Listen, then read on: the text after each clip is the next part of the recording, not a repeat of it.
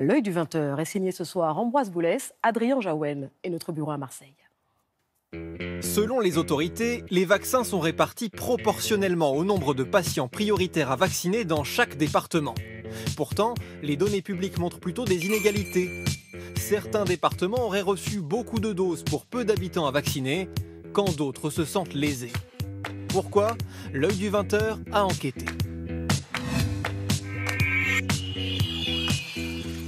Quand on rapporte le nombre de doses livrées dans chaque département au nombre d'habitants à vacciner en priorité, tout le monde ne semble pas logé à la même enseigne. Le Jura, par exemple, a reçu à ce jour 83 doses de vaccins pour 100 habitants prioritaires.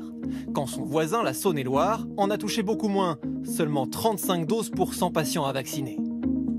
À Lons-le-Saunier, dans le Jura, où on vaccine plus de 1000 habitants par semaine, le maire n'est pas étonné d'être mieux doté qu'ailleurs.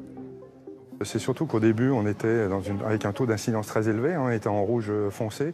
Donc c'est peut-être pour ça qu'au début, l'État a souhaité qu'il y ait une vaccination peut-être en proportion plus importante au niveau du Jura que sur d'autres départements. Sans doute qu'il y a un petit rééquilibrage qui va se faire. Le ministère de la Santé confirme avoir réservé les premières livraisons de vaccins Moderna aux départements les plus touchés par l'épidémie, dont le Jura faisait partie le mois dernier. D'autres départements semblent avantagés dans les dotations en vaccins sans que l'épidémie paraisse le justifier. C'est le cas de la Creuse et la Lozère.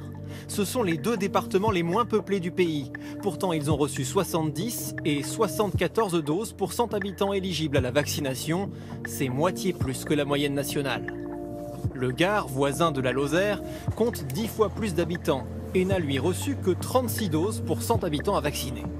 Dans ce centre de vaccination qui tourne au ralenti, les élus n'ont pas d'explication. C'est un constat et c'est vrai qu'on n'est pas sur de l'égalité. Nous sommes les premiers, interpellés par la population.